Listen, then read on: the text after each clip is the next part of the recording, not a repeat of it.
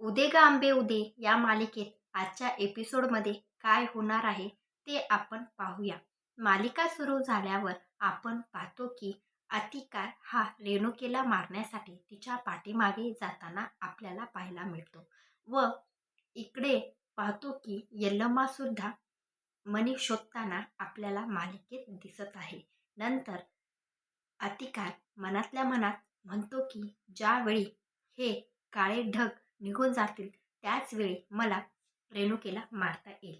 नंतर आपण पाहतो की मालिकेत दाखवलं आहे की यल्लमाला तिच्या हाताला काहीतरी टोचलं असं मालिकेत झालेलं आपण पाहतो व त्याचं दुःख लगेच रेणुकेच्या चेहऱ्यावर सुद्धा तिला समजलं असं मालिकेत दाखवलं आहे.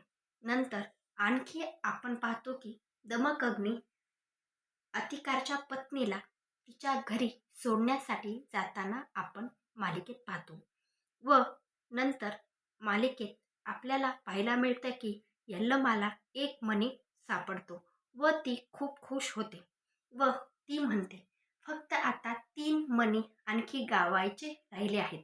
ते जर मणी गावले की ही धागा मी रेणुकीच्या राजकुमारीच्या हातात बांधेल असं यल्लमा स्वतःला बोलताना आपण मालिकेत पाहतो.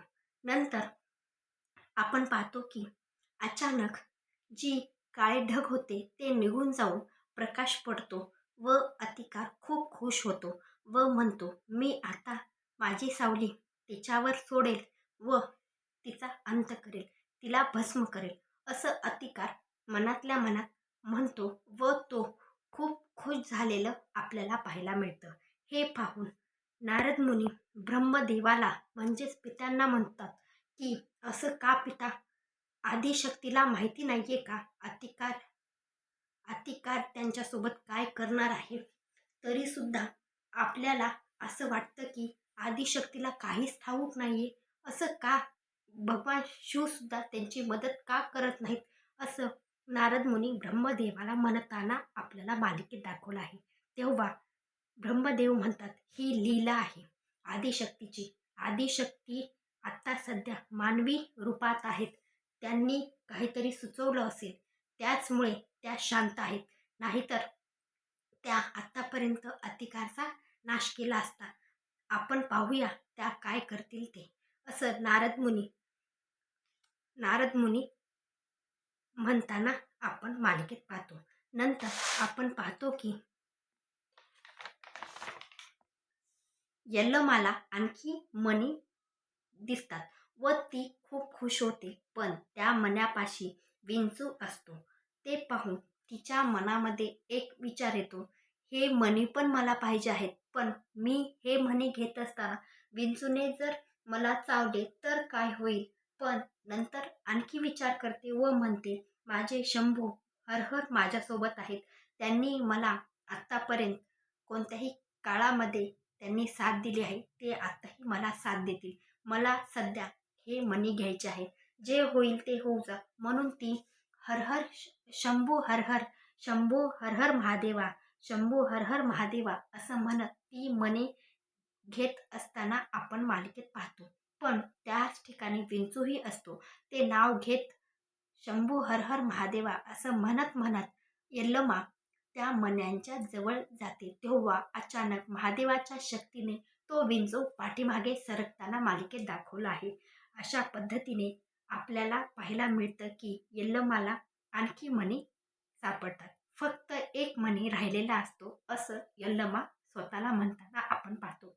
नंतर दमकअग्नी व अतिकारची पत्नी ज्या ठिकाणी असतात त्याच ठिकाणी अतिकारची पत्नी दमकअग्नीला म्हणते मी आता जाते, माझं मी खूप दमले आहे, माझं मी इथून जाईल, तुम्ही इथून गेलात तरी चालेल. व अतिकारची पत्नी तिच्या मनातल्या मनात विचार करते की आत्तापर्यंत स्वामींनी म्हणजेच माझ्या पतीने रेणुकेला मारलं असेल, तिला भस्म केले असेल असा विचारसुद्धा अतिकारची पत्नी करताना आपण पाहतो. नंतर मालिकेत आपण पाहतो की अतिकार आणखी सुद्धा रेणुकेच्या पाठीमागे जातो. फक्त चालत असतानाच आपल्याला दाखवलं आहे. व रेणुका अचानक म्हणते की आता यल्लमाला सर्व मणी सापडले असतील, मी तिच्याकडेच जाईल, असं मालिकेत दाखवलं आहे. नंतर मालिकेमध्ये राजवाड्यामध्ये भागवती रेणुकेचा विचार करताना आपण पाहतो व ती म्हणते नीलकंठी व भद्रा राणी रेणुकेला पहाडावरून आणण्यासाठी गेल्या होत्या, आणखी आल्या नाहीत, रेणुका येईल की नाही असा विचार ती करत असते. तेव्हाच नीलकंठी व भद्रा राणी त्या ठिकाणी येतात व नीलकंठी म्हणते, मी खूप म्हणले रेणुकीला, चला राजवाड्यात, तुमच्या मातेचा आदेश आहे. तेव्हा रेणुका म्हणली, ही माझी सखी आहे, यल्लमा माझी सखी आहे, मी तिला सोडून कुठेही येणार नाही, असं नीलकंठी भागवतीला म्हणते. तेव्हाच भद्रा राणी भागवतीला म्हणते, ती आता पहाडावरची झाली आहे, मला वाटतं रुचित मुनींनीच तिला असं शिकवलं असेल, त्यामुळेच ती त्याच ठिकाणी पहाडावर राहत आहे, असं काहीही तिच्या मनामध्ये रेणुकेबाबतीत भरवायचा प्रयत्न त्या दोन्ही नीलकंठी व भद्रा राणी करत असतात, असं मालिकेत दाखवलं आहे. नंतर आपण पाहतो की ज्यावेळेस यल्लमापाशी रेणुका येते त्याच वेळी अतिकार रेणुकेच्या पाठीमागे त्याची सावली रेणुकेवर सोडतो व म्हणतो आता ती भस्म होईल. तोपर्यंतच आपण पाहतो की यल्लमाला तो जी धागा आहे तो पूर्णपणे त्याच्यातले मणी सापडले गेले आहेत व ती रेणुकेला म्हणते, धरा हा धागा मी तुमच्या हातामध्ये बांधते.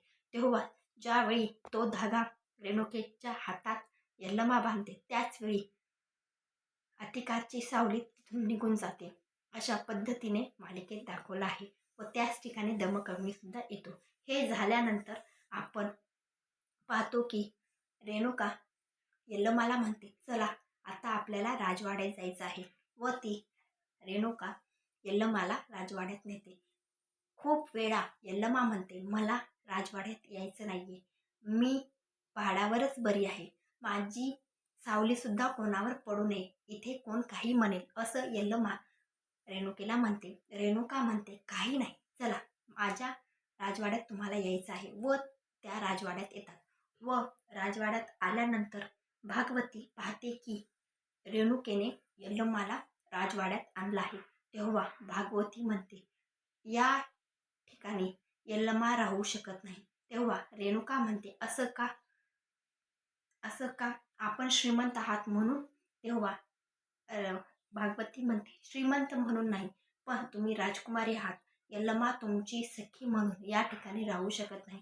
तेव्हा रेणुका म्हणते, असं नाहीये की श्रीमंत आहेत त्यांच्यावरच सूर्योदय होतो, त्यांच्यावर सूर्याचा प्रकाश पडतो, गरीब आहे त्यांच्यावर पडत नाही, राजवाड्यामध्ये सुद्धा फक्त श्रीमंतच व्यक्ती येऊ शकतात, गरीब नाही, असं खूप उदाहरण देण्याचा प्रयत्न रेणुका भागवतीला करत असते. पण भागवती म्हणते, या ठिकाणी यल्लमा राहणार नाही, असं मालिकेत दाखवलं आहे. अशा पद्धतीने आजची मालिका आहे. माझा हा एपिसोड आवडला असेल, लाईक शेअर सबस्क्राईब नक्की करा.